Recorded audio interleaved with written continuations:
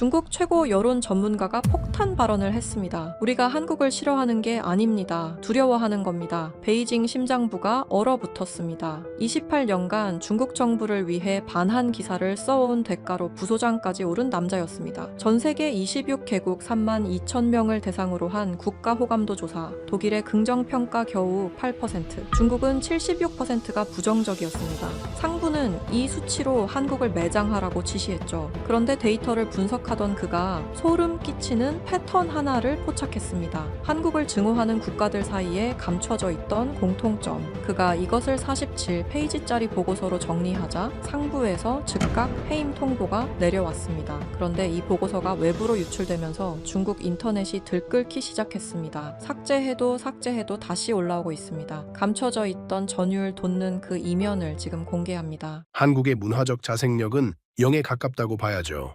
이건 감정이 아니라 데이터입니다. 석 달 전까지만 해도 저는 이 말을 진심으로 믿는 사람이었습니다. 아니, 믿는 정도가 아니라 그런 논리를 직접 만들어서 14억 국민에게 먹여온 사람이었죠. 저는 러칭위안입니다. 베이징 사회과학원 산하 여론분석연구소에서 부소장직을 맡고 있었습니다. 28년이었습니다. CCTV 국제부 기자로 시작해서 국가 차원의 대외 여론 전략을 설계하는 자리까지 올라갔죠. 중화인민공화국이 세계를 어떻게 바라보는지 그 프레임을 짜는 게 제 일이었습니다. 조국에 대한 자부심으로 가슴이 빵빵했던 시절이 28년이나 됩니다. 그런 제가 지금 하이덴구 거리를 걷고 있습니다. 한낮인데 연구소 밖에 서 있다는 건 딱 한 가지 뜻입니다. 쫓겨났다는 거죠. 47페이지짜리 보고서 한 편 때문에 반평생 쌓아올린 경력이 통째로 날아갔습니다. 왜 이 지경까지 왔는지 말씀드리겠습니다. 석 달 전 어느 월요일 아침으로 되돌아가야 합니다. 연구소 본관에 도착했을 때 복도 끝에서 낯익은 인물이 제 사무실 쪽으로 걸어오고 있었습니다. 쉬고량 소장이었죠. 군 출신 단간부로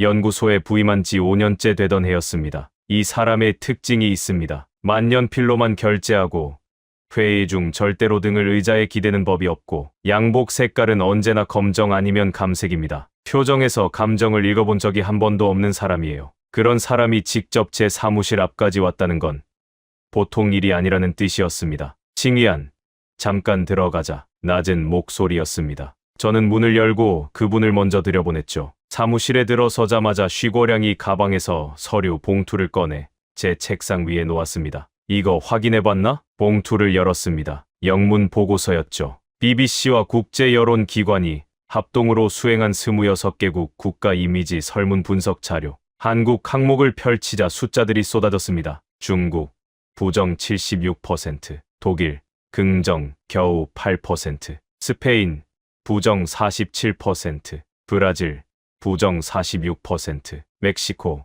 부정 44%. 솔직히 말하면 가슴이 시원했습니다. 지구촌 절반이 한국의 민낯을 꿰뚫어본 거 아닙니까? 드디어 세계가 제 정신을 차린 거라고 생각했죠. 괜찮은 수치 아닙니까? 소장님. 쉬고량은 대답 대신 창밖을 바라봤습니다. 한참을 그러고 있더니 입을 열었죠. 상부에서 내려온 지시가 있어. 무슨 지시입니까? 이 데이터를 토대로 논문을 하나 써야 해. 국제 무대에 발표할 학술 리포트야. 한국이 왜 세계적으로 반감을 사고 있는지 원인을 구조적으로 분석하는 내용으로 제 심장이 빨라졌습니다. 28년 경력에서 이런 규모의 프로젝트는 처음이었거든요. 국제학술지 게재라니. 이건 승진이 아니라 훈장감이었습니다. 제가 맡겠습니다. 석 달 안에 완성해야 돼. 연말 발표 일정이 잡혀 있으니까. 쉬고량이 자리에서 일어났습니다. 문 앞까지 갔다가 뒤를 돌아봤죠. 칭이안, 예, 방향은 알지. 그 한마디에 담긴 무게를 저는 정확히 알고 있었습니다. 한국은 타국 문명을 도용하는 나라고, 사실관계를 비틀어 자국 역사를 부풀리는 나라고, 중국을 경시하는 나라다. 그 결론에 맞춰서 숫자를 배치하면 된다는 뜻이었죠. 결론을 먼저 못 박아놓고 거기에 근거를 끼워 맞추는 작업. 최소 28년을 지낸 사람한테 이건 숨 쉬는 것만큼 익숙한 일이었습니다. 수백 번은 해왔으니까요. 쉬고량이 나간 뒤 저는 한참 동안 의자에 앉아서 봉투 안의 숫자들을 다시 들여다봤습니다. 76%, 4명 가운데 3명. 우리 국민 10명을 아무 데서나 붙잡으면 7명 이상이 한국을 부정적으로 본다는 겁니다. 보고서를 쓰라는 지시를 받았으니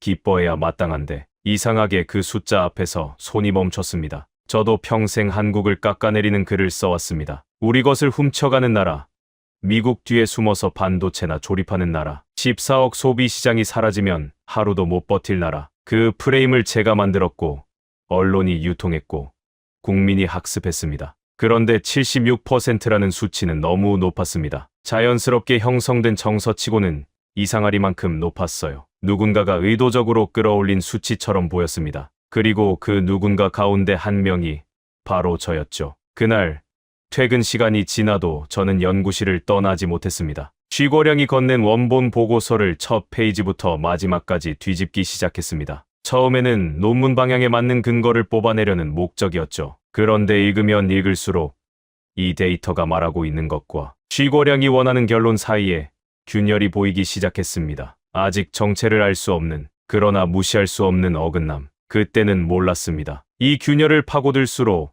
부서지는 건 한국이 아니라 제가 28년간 쌓아올린 세계관이라는 걸. 그날 밤 연구실에서 데이터를 붙잡고 씨름하던 중에 휴대폰이 울렸습니다. 화면에 뜬 이름은 딸 러시안. 상하이에서 광고회사를 다니는 26살 딸아이였죠. 아빠, 통화돼요? 왜? 무슨 일이야? 이번 주말에 친구들이랑 모이거든요. 근데 한 친구가 한국 스킨케어 세트 좀 구해달라고 했는데 아빠 카드 좀 쓸 수 있을까요? 저는 이 말을 짚었습니다. 또 한국입니다. 이 나라가 제 업무에서도 딸 지갑에서도 빠지질 않습니다. 시아나, 국산 브랜드도 괜찮은 거 많잖아. 굳이 한국 걸 사야 돼? 전화기 너머로 딸이 한숨을 쉬는 소리가 들렸습니다. 제가 이 주제만 나오면 같은 반응을 보이니까 지친 거겠죠. 아빠, 우리 또래한테 그 얘기하면 웃겨요. 써본 사람은 다 알아요. 발림성이나 흡수력이 확실히 다르거든요. 그래도 우리 기술력이 뒤처지는 건 아니잖아. 기술력 문제가 아니에요. 쓰는 느낌이 다른 거예요. 아빠가 직접 안 써봐서 모르는 거예요. 저는 말을 돌렸습니다. 딸과 한국 제품 논쟁을 벌여봐야 질 게 뻔했으니까요. 알았어. 카드 써. 감사합니다. 아빠. 전화를 끊으려는데 시안이가 불쑥 말했습니다. 아빠, 한 가지만 물어봐도 돼요? 뭔데? 아빠가 쓰는 기사 있잖아요. 한국 관련 글. 저도 가끔 읽거든요. 근데 좀 이상한 게 있어요. 뭐가? 다른 나라 비판하는 기사랑 톤이 달라요. 미국이나 일본 분석할 때는 차분하게 숫자 중심으로 가잖아요. 근데 한국 글만 되면 뭐랄까, 날이 서 있어요. 마치 신경이 곤두서 있는 사람처럼요. 저는 말문이 막혔습니다. 딸이 방금 한 말이 정곡을 찌른 건지 아니면 그냥 느낌을 말한 건지 판단이 안 섰습니다. 그냥 문체 차이지. 나라마다 분석 각도가 다르니까. 아빠, 진짜 그래요? 시안이의 목소리가 조용해졌습니다. 제가 보기엔요. 아빠가 한국을 싫어하는 게 아니라 한국을 의식하는 것 같아요. 별거 아닌 나라였으면 그렇게 오래, 그렇게 자주 글을 안 썼을 거잖아요. 전화를 끊은 뒤 한참을 가만히 앉아 있었습니다. 딸이 한 말이 머릿속을 빙빙 돌았죠. 의식하고 있다. 별거 아닌 나라였으면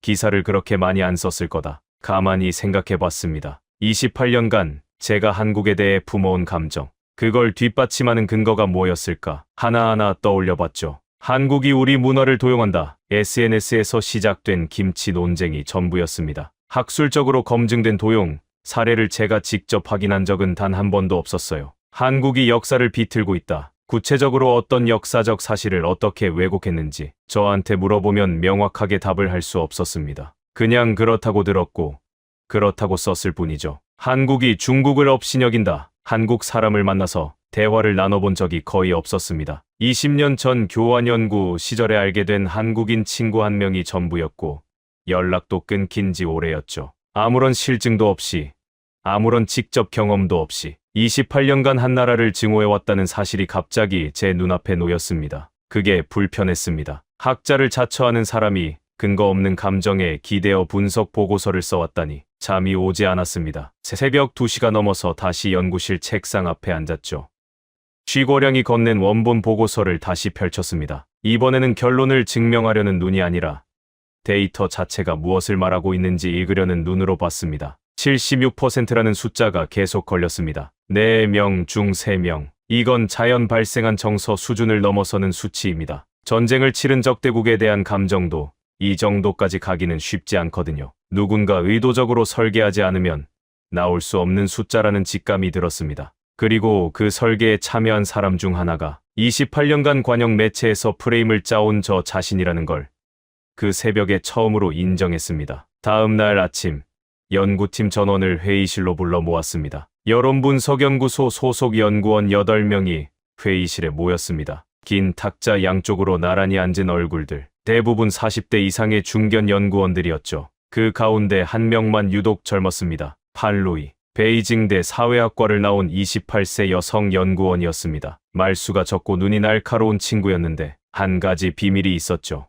VPN을 돌려서 한국 드라마를 본다는 걸 저만 알고 있었습니다. 오늘부터 특별 과제에 돌입합니다. 제가 회의를 열었습니다. BBC 합동 설문 데이터를 분석해서 한국에 대한 국제적 반감의 구조적 원인을 규명하는 논문을 작성할 겁니다. 석 달 안에 마무리해야 합니다. 연구원들 사이에서 웅성거림이 일었죠. 부소장님, 원인이야 뻔하지 않습니까? 허젠고라는 40대 중반의 남성 연구원이 먼저 입을 열었습니다. 이 사람은 팀에서 목소리가 가장 크고 확신이 가장 강한 타입이었죠. 타국 전통을 제 것인 양 포장하는 짓을 반복하니까 세계가 진절머리를 낸 겁니다. 김치가 자기네 발명품이라고 우기고 단오절까지 가져가려 하잖습니까? 결론부터 쓰고 근거만 붙이면 되는 거 아닙니까? 다른 연구원 몇 명이 고개를 끄덕였습니다. 저도 끄덕이려다가 멈췄습니다. 전날 밤 딸에게 들은 말이 아직 귓속에 남아 있었거든요. 연구원, 한 가지만 묻겠습니다. 독일은 왜 한국을 싫어하지? 회의실이 조용해졌습니다. 독일의 긍정평가가 8%입니다. 세계 최저 수준이에요. 독일 사람들이 김치 원조 논쟁 때문에 한국에 반감을 품었을까요? 단오절 귀속 문제 때문에 분노했을까요? 아무도 대답하지 않았습니다. 제가 화이트보드로 걸어가서 마커를 집어들었습니다. 부정평가 상위 국가를 적어보겠습니다. 중국 76%, 일본 58%, 독일 긍정 8%로 사실상 1위, 스페인 47%, 브라질 46%. 이 나라들의 공통분모가 뭘까요? 침묵이 이어졌습니다. 허젠거가 팔짱을 끼고 입을 다물었죠. 그때 팔로이가 조심스럽게 손을 올렸습니다. 부소장님, 저 다른 쪽부터 봐도 될까요? 다른 쪽이라니? 한국을 호의적으로 바라보는 국가들부터요. 제가 고개를 끄덕이자 팔로이가 노트북을 열었습니다. 화면에 그래프 하나가 떴죠.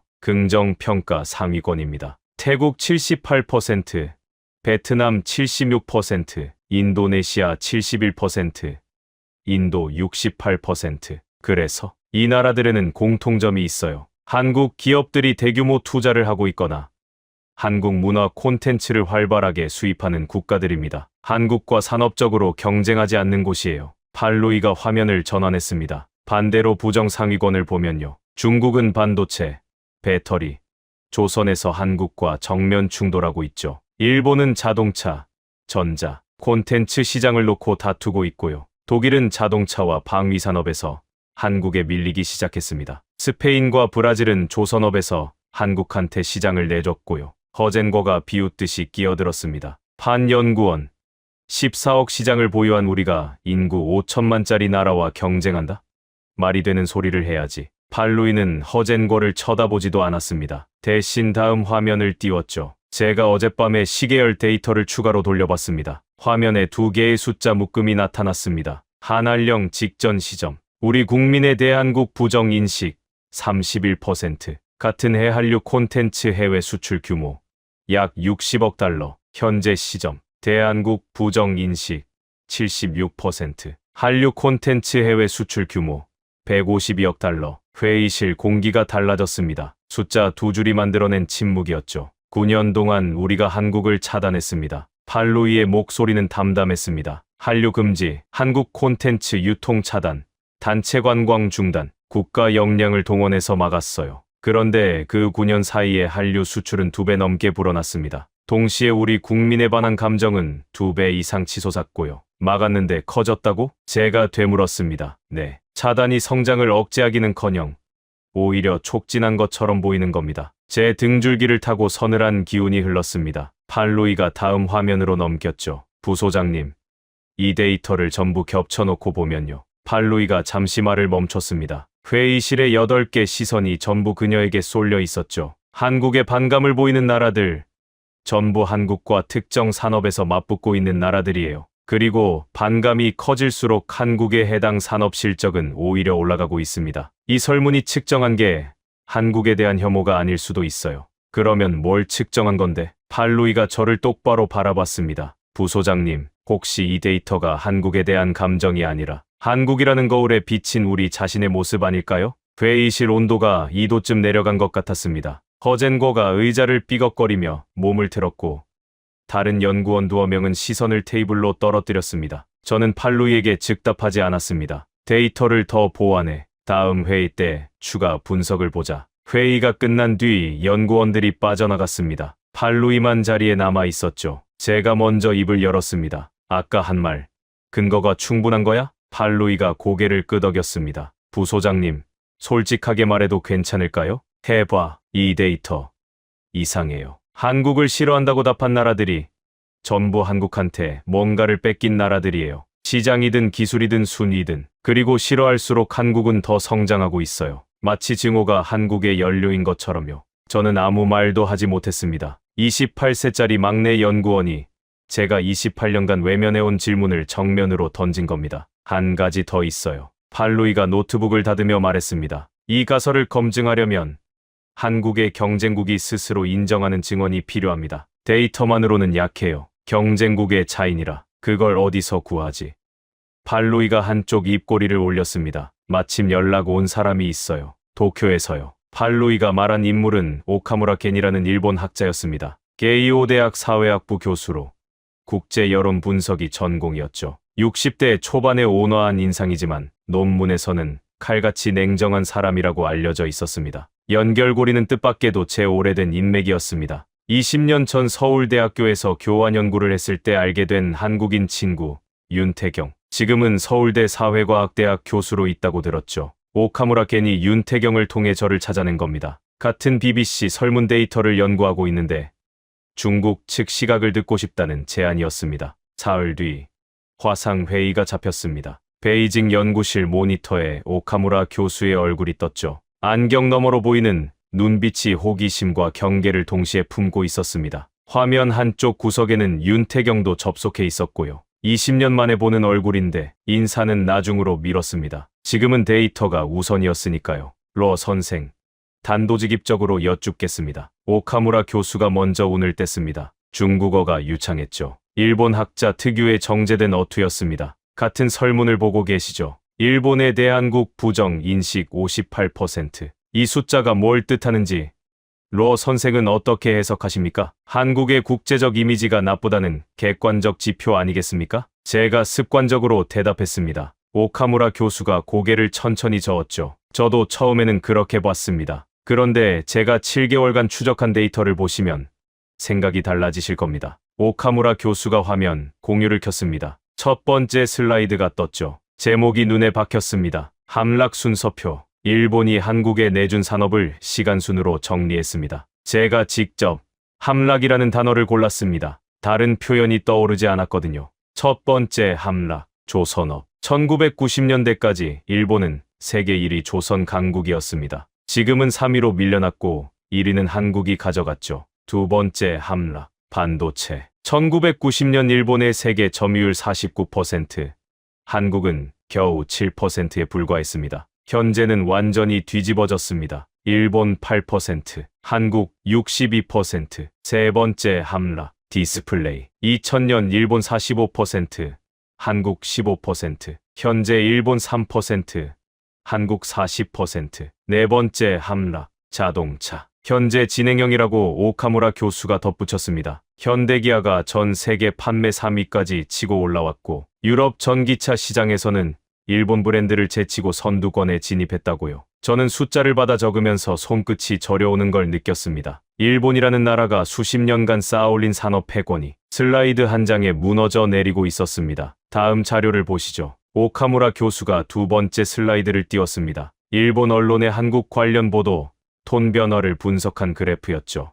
부정적 보도 비율 2005년 45%, 2015년 58%, 현재 71%. 긍정적 보도 비율 2005년 35%, 2015년 22%, 현재 12%. 보시다시피 한국의 산업 경쟁력이 올라갈수록 일본 언론의 한국 보도는 점점 더 적대적으로 변합니다. 성장 곡선과 비난 곡선이 정확히 반비례하고 있어요. 오카무라 교수가 안경을 벗고 렌즈를 닦았습니다. 그리고 카메라를 직접 바라보며 말했죠. 로 선생, 일본이 한국 뉴스를 그토록 많이 보도하는 까닭이 뭔지 아십니까? 글쎄요. 무시할 수 있는 상대라면 보도할 이유가 없습니다. 기사 건수 자체가 답이에요. 일본 언론은 한국을 의식하고 있고 의식한다는 건 위협으로 느끼고 있다는 겁니다. 그 말이 가슴을 관통했습니다. 이틀 전 딸이 했던 말과 정확히 같은 구조였거든요. 별거 아닌 상대였으면 그렇게 많이 신경 쓰지 않는다. 솔직하게 말씀드리겠습니다. 카무라 교수의 목소리가 한 톤 낮아졌습니다.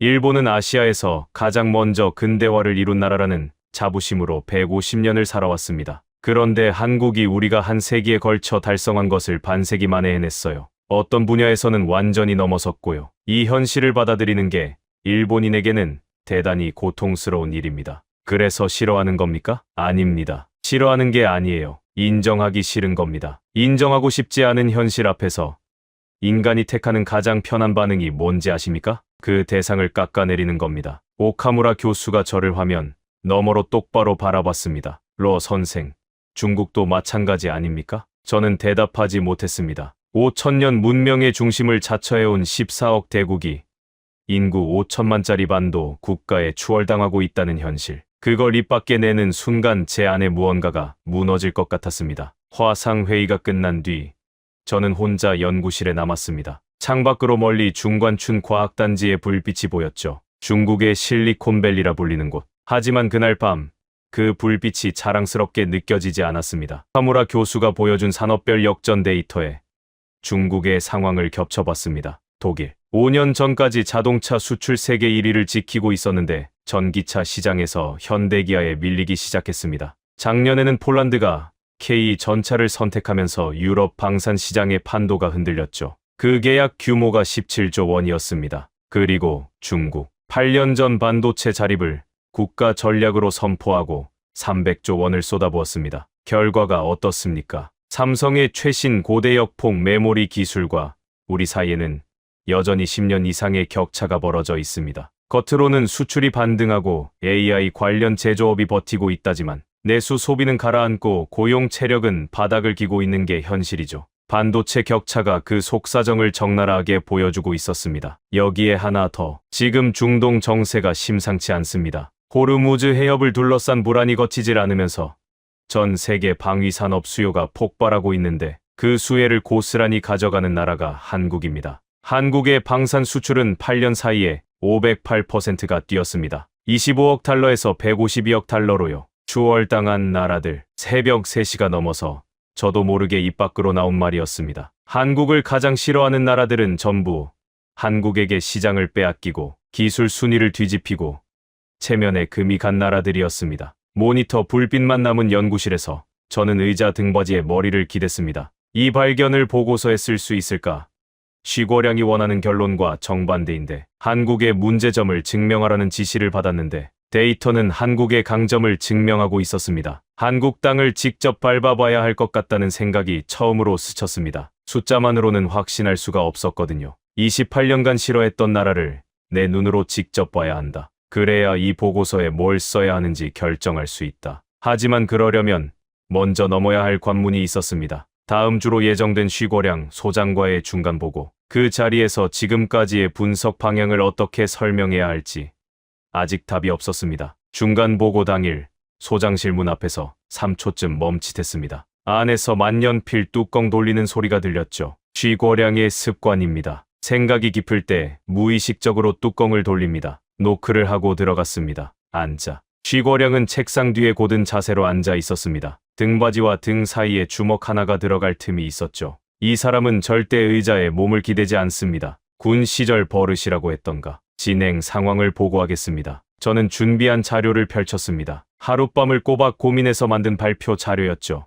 핵심은 간단했습니다. 데이터 안에서 기존 가설과 다른 패턴이 감지되고 있다. 이걸 어떻게 포장할 것인가? 26개국 데이터를 산업 경쟁력 지표와 교차 분석해봤습니다. 쉬고량의 눈이 서류 위를 훑었습니다. 한국에 대한 부정인식이 높은 국가군과 낮은 국가군 사이에 유의미한 변수가 하나 발견됐습니다. 부정인식 상위권 국가들은 대부분 한국과 핵심 산업에서 경쟁 관계에 있는 반면 긍정인식 상위권 국가들은 한국의 투자 수혜국이거나 문화 수입국입니다. 쉬고량의 만년필이 멈췄습니다. 고개를 들어 저를 바라봤죠. 표정은 변하지 않았습니다. 이 사람은 화가 나도 표정이 안 바뀝니다. 그래서 더 무섭죠. 그래서 이 변수를 논문에 포함시키면 분석의 깊이가 달라집니다. 단순한 감정 조사가 아니라 산업경제학적 관점까지 아우르는 연구가 되는 거죠. 제가 할 수 있는 최대한의 우회적 표현이었습니다. 실제로 하고 싶은 말은 이거였죠. 한국을 싫어하는 나라들이 전부 한국한테 밀리고 있는 나라들이다. 이 논문의 전제가 틀렸다. 쉬고량은 서류를 천천히 내려놓았습니다. 그리고 창밖을 바라봤죠. 10초쯤 침묵이 흘렀습니다. 이 사람의 10초 침묵은 보통 사람의 호통보다 압력이 셉니다. 칭이안, 예, 자네가 지금 보여준 건 흥미로운 상관관계야. 부정하지 않겠어. 잠깐, 인정하는 건가? 속으로 놀랐습니다. 하지만, 역시 하지만이 나왔죠. 상관관계와 인과관계는 다른 거야. 경쟁국이 한국을 싫어한다. 그럴 수도 있지. 하지만 우리 논문의 방향은 그게 아니야. 쉬고량이 자리에서 일어났습니다. 창가로 걸어가면서 말했죠. 위에서 원하는 건 명확해. 한국이 국제사회에서 반감을 사는 구조적 원인, 문화 도용, 역사 왜곡, 배타적 민족주의, 이 세 꼭지로 정리하면 돼. 소장님, 데이터가 그 방향을 지지하지 않습니다. 내가 그 말을 한 순간 공기가 바뀌었습니다. 쉬고량이 천천히 고개를 돌려 저를 봤죠. 눈빛이 온도를 잃었습니다. 칭이안, 자네 이 시스템 안에서 28년을 살았어. 알고 있습니다. 시스템 안에서 자네 이름은 무게가 있어. 부소장이라는 직함이 자네를 지켜주고 있는 거야. 쉬고량이 한 발짝 다가왔습니다. 시스템 밖에서는 아무도 자네 이름을 기억하지 않아. 러칭위안이 누군지, 28년간 뭘 했는지 밖에 나가면 아무런 의미가 없어. 그건 위협이었습니다. 품위 있게 포장된 위협. 군 출신 관료가 가장 잘하는 종류의 압박이었죠. 논문 방향은 변경 불가야. 2주 안에 초안을 내. 이건 요청이 아니라 명령이야. 저는 고개를 숙였습니다. 항복한 게 아니라 더 이상 이 자리에서 밀어붙여봐야 벽에 부딪힐 뿐이라는 걸 알았으니까요. 알겠습니다. 소장실을 나왔습니다. 복도에서 팔로이와 마주쳤죠. 회의실 방향에서 오고 있었는데 제 표정을 보더니 바로 알아챘습니다. 안 좋게 끝났죠? 방향 수정 불가래. 팔로이가 입술을 깨물었습니다. 그러더니 목소리를 낮춰서 말했죠. 부소장님, 제가 찾은 게 더 있어요. 근데 이건 사무실에서 보여드리기가 좀 그렇고요. 뭔데? 한국 현지 산업 데이터요. 공식 통계인데 우리한테 공개되지 않는 수치들이에요. 이걸 직접 현장에서 확인할 수 있으면 논문의 근거가 확실해져요. 현장이라면 한국이요. 직접 가서 봐야 해요. 팔로이의 말을 듣는 순간 며칠 전부터 머릿속에 맴돌던 생각이 다시 떠올랐습니다. 한국을 직접 밟아봐야 한다는 생각. 그날 저녁 퇴근해서 집에 들어갔을 때 아내가 거실 소파에서 드라마를 보고 있었습니다. 여보, 나 출장 갈 것 같아. 어디? 한국. 아내가 고개를 돌렸습니다. 눈이 커졌죠. 한국. 갑자기 왜? 연구 때문에. 현지 데이터를 확인해야 해서. 아내는 저를 한참 바라봤습니다. 28년을 같이 산 사람이니까 제가 뭔가를 숨기고 있다는 걸 눈치챘을 겁니다. 하지만 더 묻지 않았습니다. 대신 한마디만 했죠. 당신 요즘 좀 달라졌어요. 한국 프로젝트 시작하고 나서부터 달라졌다. 아내의 입에서도 딸의 입에서도 같은 말이 나왔습니다. 저는 방으로 들어가 책상 서랍을 열었습니다. 오래된 수첩 하나를 꺼냈죠. 20년 전 서울에서 교환 연구할 때 쓰던 수첩이었습니다. 뒷장에 윤태경의 전화번호가 적혀 있었죠. 20년 만에 그 번호를 눌렀습니다. 신호음이 3번 갔을 때 익숙한 목소리가 들렸습니다. 여보세요? 태경아. 나야. 러칭위안. 잠깐 침묵이 흘렀습니다. 칭위안. 진짜 너야? 20년 만이잖아. 20년 만이야. 무슨 일이야? 갑자기. 저는 심호흡을 했습니다. 태경아, 한국에 가야 할 것 같아. 너한테 직접 물어볼 게 있어. 뭘? 만나서 얘기하자. 알았어. 언제 올 수 있어? 다음 주. 인천공항으로 와. 내가 데리러 나갈게. 전화를 끊고 창밖을 바라봤습니다. 베이징의 밤하늘은 뿌옇기만 했죠. 별 하나 보이지 않는 하늘. 하지만 이상하게도 가슴속에서는 뭔가 선명해지는 기분이 들었습니다. 2주라는 시간이 주어졌습니다. 그 안에 초안을 내야 합니다. 쉬고량이 원하는 방향의 논문을 쓰든 아니면 데이터가 말하는 진실을 따르든 결정을 내려야 했습니다. 입국 심사대줄에 서 있는 동안 저는 심장이 비까지 뛰는 걸 느꼈습니다. 28년간 비판의 글만 써온 나라에 첫 발을 딛는 순간이었습니다. 입국 심사대줄에 서 있는 동안 온갖 시나리오가 머릿속을 스쳤습니다. 중국 관영 매체 출신이라는 게 시스템에 찍혀 있으면 어쩌지? 입국 거부를 당하면 어쩌지? 여권을 내밀 때 손끝이 미세하게 떨렸습니다. 심사관이 여권을 펼치고 모니터를 확인하고 도장을 찍었습니다. 그게 전부였죠. 즐거운 여행 되세요. 그 짧은 한마디가 이상하게 오래 남았습니다. 28년간 비판만 해온 나라에서 돌아온 첫 번째 반응이 환영 인사라니. 공항 로비로 나오자 윤태경이 손을 흔들고 있었습니다. 20년 만에 재회. 머리에 흰 것이 많이 섞여 있었지만 웃는 모습은 그때 그대로였죠. 칭이한. 하나도 안 변했네. 거짓말도 20년째 안 변했구만. 우리는 악수를 나눴습니다. 어색한 시간은 길어야 5초. 금방 20년 전으로 돌아간 것 같았습니다. 밥부터 먹자. 배고프지. 태경이 차를 몰고 서울 시내로 향했습니다. 조수석에 앉아 창밖을 보는데 풍경이 제 예상과 전혀 달랐습니다. 빌딩 숲이 빼곡하게 들어찬 스카이라인은 예상했던 것보다 훨씬 정돈되어 있었습니다. 도로 위를 달리는 차들 가운데 전기차 비율이 눈에 띄게 높았죠. 가로수 아래 보도블록까지 깔끔하게 정비되어 있었습니다. 솔직히 말하면 베이징 시내보다 깨끗해 보였습니다. 무의식적으로 휴대폰을 꺼내 창밖을 찍다가 멈췄죠. 적국의 거리를 감상하고 있는 제 자신이 우스웠거든요. 왜 그래? 뭐가 이상해? 태경이 물었습니다. 아니, 그냥 입 밖으로 못 꺼낸 말이 있었습니다. 생각보다 훨씬 발전했네. 그 말이 목구멍까지 올라왔다가 자존심에 걸려 내려갔죠. 솔직히 말해봐. 뭐가 놀라워? 깨끗하네. 예상보다. 태경이 웃었습니다. 중국 관영 매체 경력 28년이 할 말은 아닌 것 같은데. 점심은 광화문 근처의 한 식당에서 먹었습니다. 테이블에 갈비탕이 놓이고 양쪽으로 반찬이 줄줄이 깔렸죠. 나물, 김치, 젓갈, 두부조림, 계란말이. 끝이 없었습니다. 이게 전부 공짜야? 원래 이래. 한국 식당은. 젓가락을 들고 갈비탕을 한 숟갈 떠봤습니다. 국물이 입안에 퍼지는 순간 눈이 커졌죠. 진하고 깊은 맛이 혀끝을 타고 퍼졌습니다. 28년간 중국 음식이 세계 최고라고 확신했는데 이 한 그릇이 그 확신에 실금을 냈습니다. 어때? 나쁘지 않네. 태경이 제 표정을 보고 피식 웃었습니다. 나쁘지 않네가 아니라 감동받았다는 걸 알았겠죠. 식사가 끝나고 태경이 물었습니다. 그래서 한국까지 와서 뭘 보고 싶은 거야? 저는 잠시 망설였습니다. 태경에게는 솔직해지기로 했죠. 나 지금 논문을 써야 해. 무슨 논문? 세계가 한국을 부정적으로 평가하는 원인을 분석한 학술 리포트.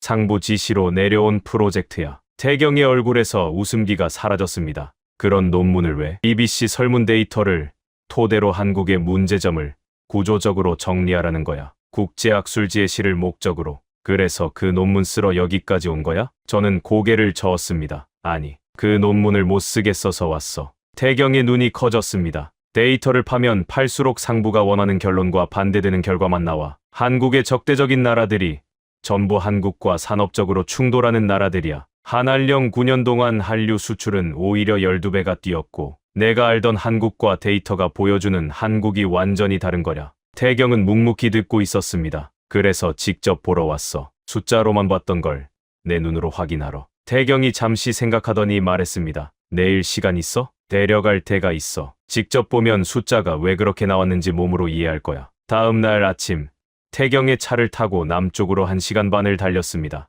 고속도로를 빠져나오자 평야 한가운데 거대한 건물군이 나타났습니다. 하얀색 외벽의 곡선형 지붕, 끝이 보이지 않을 만큼 길게 이어진 구조물이었죠. 여기가 어디야? 삼성전자 평택 캠퍼스. 지구상에서 가장 큰 반도체 생산 시설이야. 차에서 내려 공장 단지 외곽 도로를 걸었습니다. 걸어도 건물이 끝나지 않았습니다. 하늘에서 내려다보면 하나의 도시처럼 보일 규모였죠. 규모가 어마어마하네. 아직 확장 공사가 진행 중이야. 완공되면 이 단지에서만 연간 300조 원 규모의 반도체를 찍어내. 300조 원. 그 숫자를 듣는 순간 다리에 힘이 풀리는 감각이 왔습니다. 우리 중국이 반도체 굴기를 선언하고 지금까지 투입한 총 금액이 300조 원 수준입니다. 8년간 국가 역량을 쏟아부은 투자 총액과 이 공장 하나의 연간 생산액이 같다는 겁니다. 태경아, 잠깐. 투자한 게 아니라 매년 생산하는 액수가 300조라고? 삼성전자 연매출이 300조 원이야. 반도체가 그 절반 이상을 차지하고 저는 걸음을 멈추고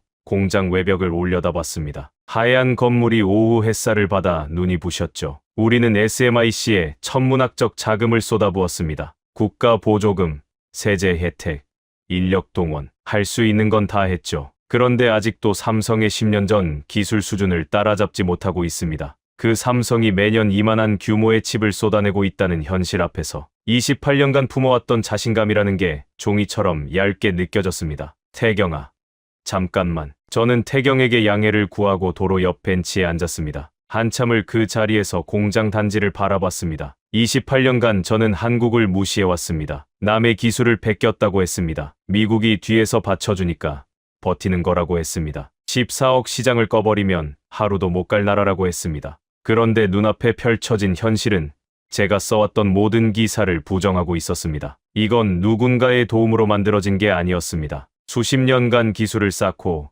인재를 키우고 자본을 축적해서 만들어낸 결과물이었죠. 괜찮아? 태경이 옆에 서서 물었습니다. 좀 정리할 시간이 필요해서. 태경이 고개를 끄덕이며 기다려줬습니다. 저는 벤치에 앉은 채로 생각했죠. 중국 경제가 반등 신호를 보내고 있다지만 반도체 한 분야만 놓고 보면 격차는 줄어들기는커녕 벌어지고 있습니다. 겉으로 버티는 것과 속이 단단한 것은 전혀 다른 얘기였습니다. 다시 차에 올라탔습니다. 태경이 시동을 걸며 말했죠. 더 보여줄 때가 있어. 하지만 태경이 그날 밤 꺼낸 서류 한 묶음이 평택 캠퍼스보다 더 깊은 충격을 안겨줄 거라고는 그 순간에는 상상도 못했습니다. 그날 저녁 서울대 연구실로 갔습니다. 사회과학대학 건물 5층 창밖으로 관악산 능선이 보이는 방이었죠. 태경이 책꽂이에서 파일 하나를 꺼내 테이블 위에 놓았습니다. 표지에 적힌 제목이 눈에 들어왔죠. 한알령 8년의 결산. 이게 뭐야? 내 나라가 8년간 한국을 봉쇄한 결과물이야. 공식 통계만 모았어. 저는 파일을 열었습니다. 첫 페이지부터 숫자가 쏟아졌죠.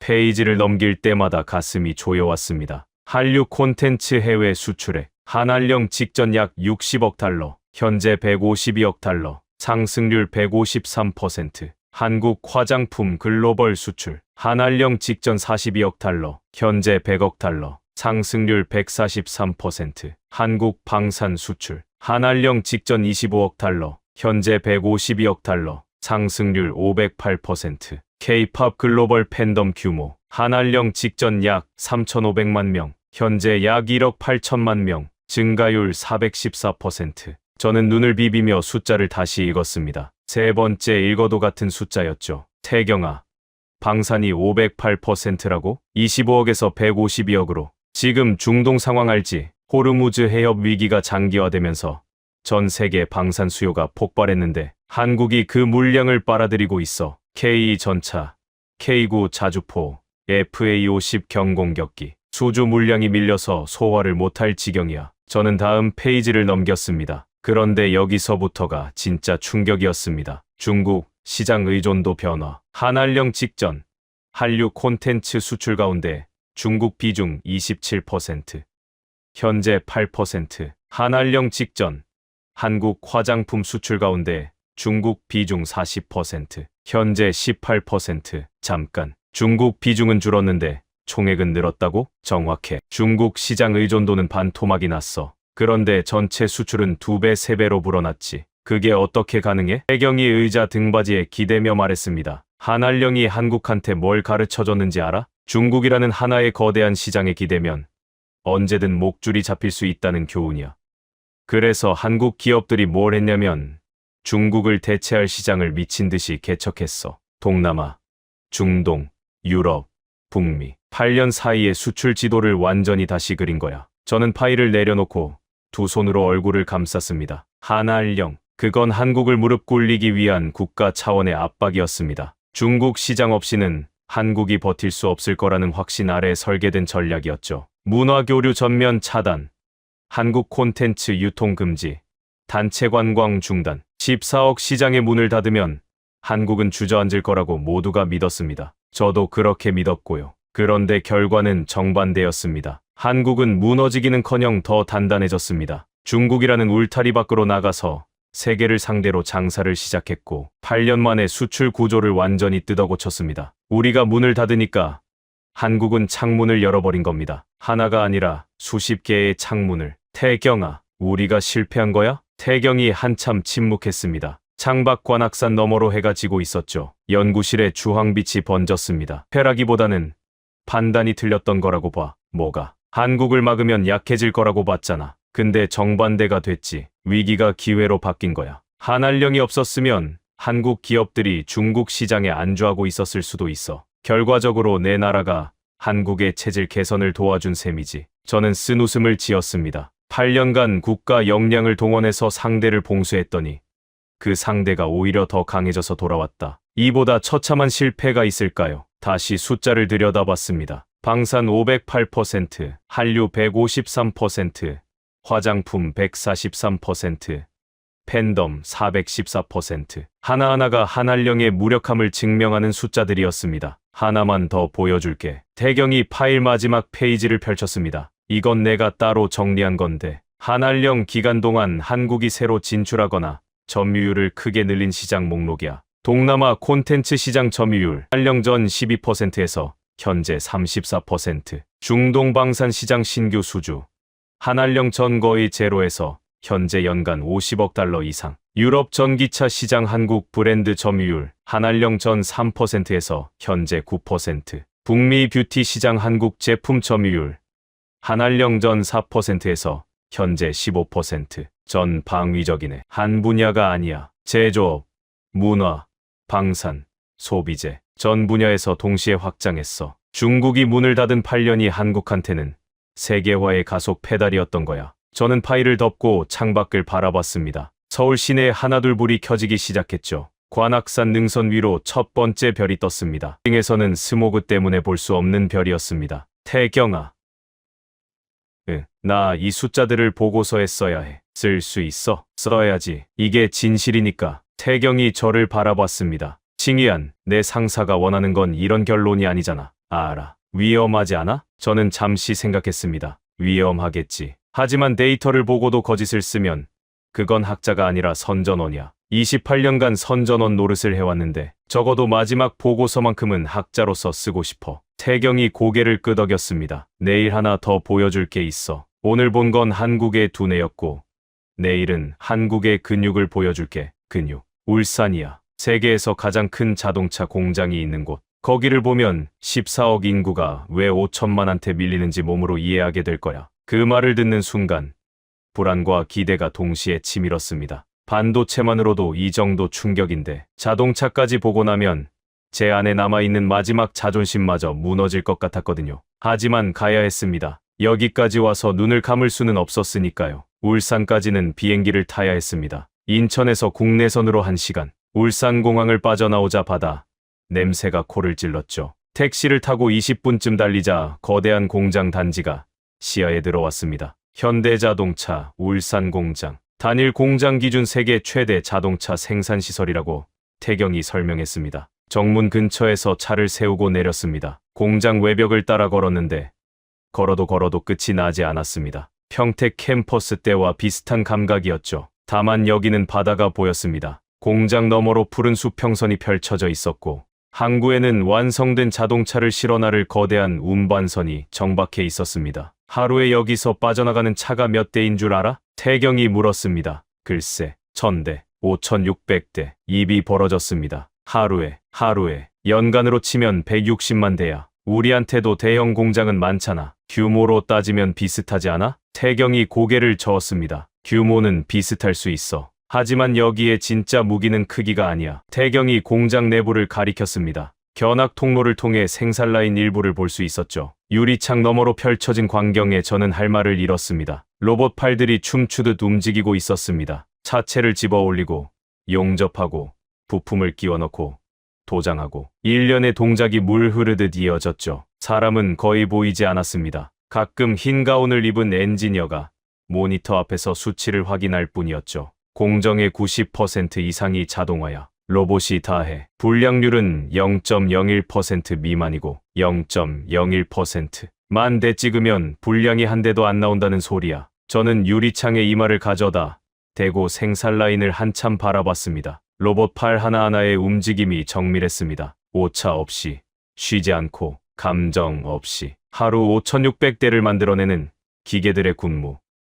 한국의 제조업 자동화율이 세계 1위야. 로봇 밀도로 따지면 2위인 일본의 2배가 넘어. 태경이 덧붙였습니다. 일본의 2배? 노동자 1만 명당 로봇 설치 대수를 비교한 건데 한국이 압도적 1위야. 인구가 적으니까 사람 대신 기계를 쓸 수밖에 없었고 그게 오히려 경쟁력이 된 거지. 그 순간 머릿속에서 뭔가가 명확해졌습니다. 우리 중국은 14억 인구를 자랑합니다. 인구가 곧 국력이라고 믿어왔죠. 사람이 많으니까 공장도 크게 짓고 물량으로 밀어붙이면 누구든 이길 수 있다고 생각했습니다. 하지만 한국은 정반대의 길을 걸었습니다. 인구가 5천만 밖에 안 되니까 사람 대신 로봇을 세우고 양 대신 질로 승부했습니다. 그 결과 세계 최고의 생산 효율을 만들어낸 겁니다. 인구가 많다고 이기는 게 아니었습니다. 14억이 자부심이라고 외치는 동안 5천만은 로봇과 함께 조용히 세계를 접수하고 있었던 겁니다. 공장을 나와서 항구 쪽으로 걸었습니다. 자동차 운반선 한 척이 출항 준비를 하고 있었죠.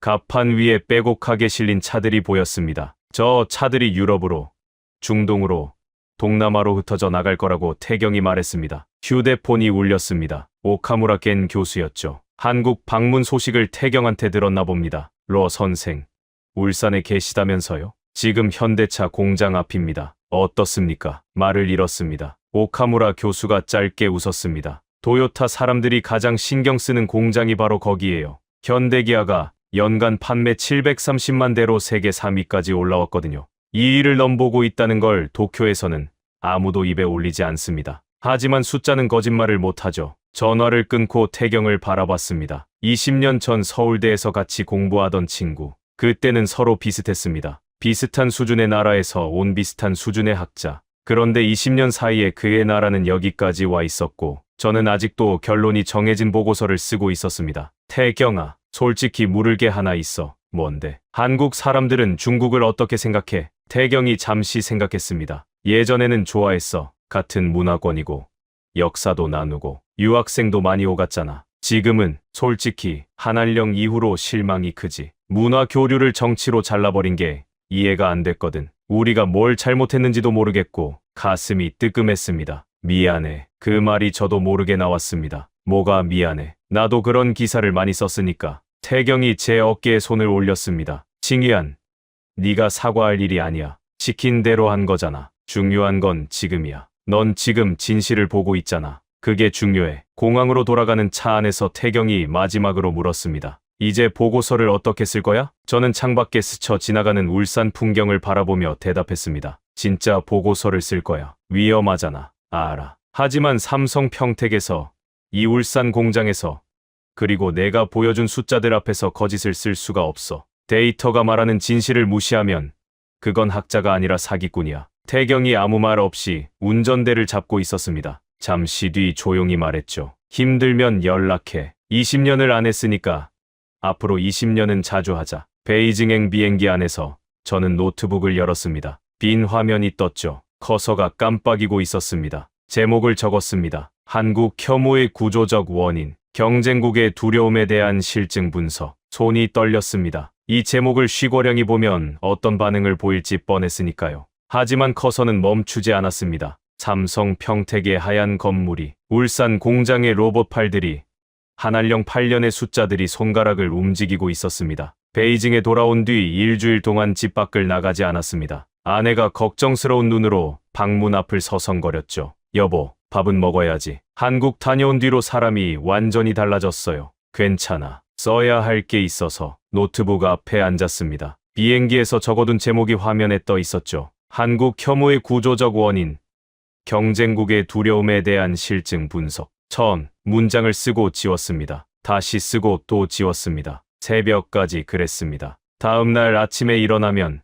전날 쓴 걸 전부 삭제하고 처음부터 다시 시작했죠. 쉬고량이 원하는 보고서는 간단했습니다. 한국은 문화를 훔치고 역사를 비틀고 중국을 업신여기는 나라다. 그러니까 세계가 싫어한다. 데이터를 거기에 맞춰 배치하면 끝입니다. 28년간 해왔던 일이고 눈 감고도 쓸 수 있는 종류의 글이었죠. 하지만 삼성 평택의 하얀 외벽이 눈앞에 아른거렸습니다. 울산 공장에서 춤추던 로봇팔들이 떠올랐습니다. 한알령 8년간 한류 수출이 12배로 불어난 그래프가 머릿속에서 지워지지 않았죠. 거짓을 쓸 수가 없었습니다. 물리적으로 손가락이 움직이질 않았어요. 나흘째 되던 밤, 딸 시안이에게서 영상통화가 왔습니다. 아빠, 얼굴이 왜 그래요? 며칠째 안 자신 거예요? 좀 바빠서. 한국 다녀오더니 뭔가 달라졌다고 엄마가 그러던데. 무슨 일이에요? 저는 한숨을 내쉬었습니다. 딸에게까지 숨길 필요가 있나 싶었죠. 보고서를 써야 하는데 방향을 못 잡겠어. 무슨 보고서요? 한국이 왜 세계적으로 미움을 사는지 분석하는 거야. 소장님이 시킨 건데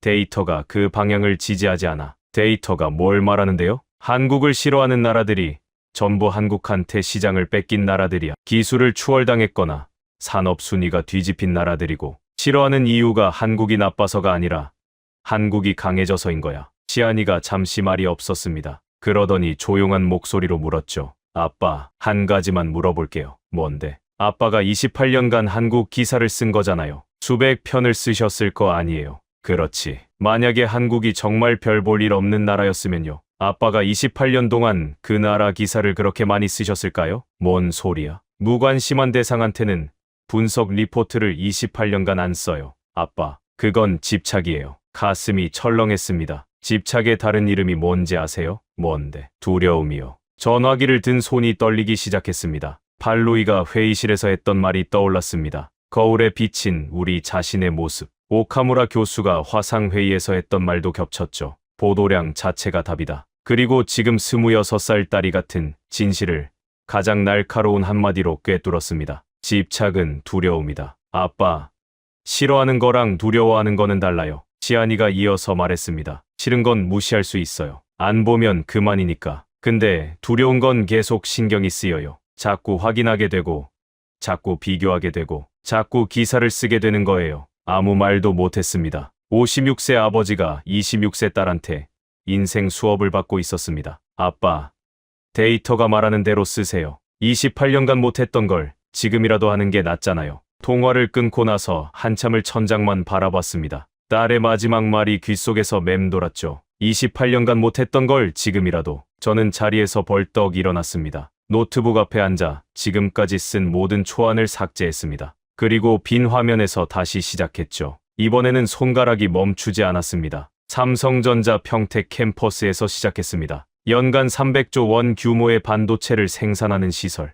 중국이 8년간 반도체 자립에 쏟아부은 총 투자액과 맞먹는 금액을 이 공장 하나가 매년 찍어낸다는 사실. 현대자동차 울산 공장으로 이어갔습니다. 하루 5,600대, 연간 160만 대, 자동화율 90%, 불량률 0.01% 미만. 제조업 로봇 밀도 세계 1위. 인구 5천만의 나라가 14억 대국보다 효율적인 생산 체계를 구축한 현실. 한알령 8년의 역설을 정리했습니다. 봉쇄했더니 오히려 더 강해졌다. 한류 수출열 2배, 방산 508%, 화장품 143%, 팬덤 414% 성장. 중국 시장 의존도는 절반 이하로 떨어졌는데 전체 수출은 폭증. 우리의 봉쇄 전략은 완전히 실패했다. 산업별 역전 데이터를 나열했습니다. 반도체, 디스플레이, 조선, 자동차, 방산, 문화 콘텐츠. 한국이 일본을 추월하고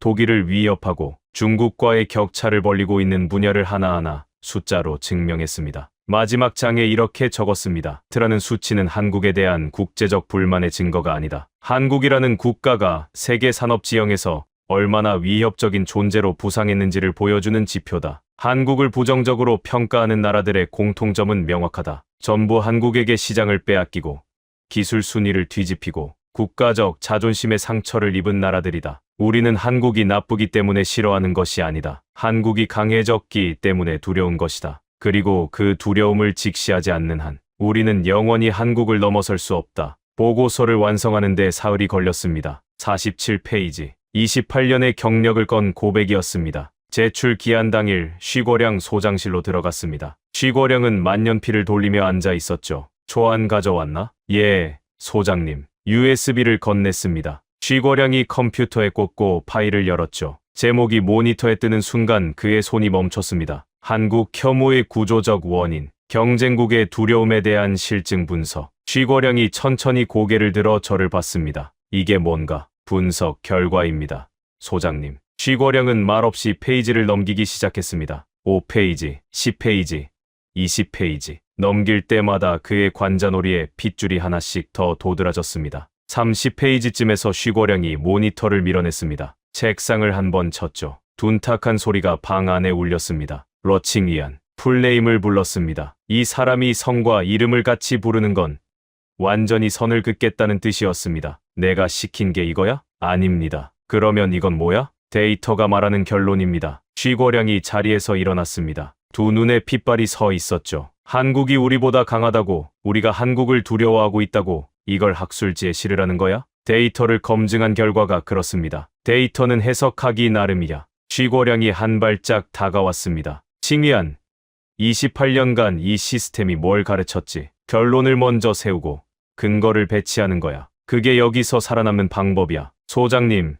14억 국민한테 조작된 분석을 먹이는 게 시스템이라면 저는 쉬고령의 눈을 똑바로 바라봤습니다. 저는 그 시스템 밖에서 살겠습니다. 방 안의 공기가 얼어붙었습니다. 쉬고령의 눈빛이 차갑게 식었죠. 다시 써. 원래 방향대로. 그렇게 못합니다. 러칭위안, 네가 지금 뭘 버리는 건지 알아? 알고 있습니다. 28년이야. 28년을 내 발로 걸어 나가겠다는 거야? 필요하다면요. 쉬고령이 창가로 돌아섰습니다. 등을 보인 채 한참을 서 있었죠. 그리고 낮은 목소리로 말했습니다. 오늘부로 직위 해제야. 내일까지 개인 물품 정리해. 알겠습니다. 소장실 문을 닫고 나오는 순간 이상하게도 무겁지 않았습니다. 28년치 짐을 한꺼번에 내려놓은 것 같았죠. 어깨가 가벼웠습니다. 복도에서 팔루이와 마주쳤습니다. 눈가가 빨개져 있었죠. 소문이 벌써 돈 모양이었습니다. 부소장님, 정말 나가시는 거예요? 네. 왜 그러셨어요? 저는 팔루이를 바라봤습니다. 루이, 너 한국 드라마 좋아하지? 팔루이가 당황한 표정을 지었습니다.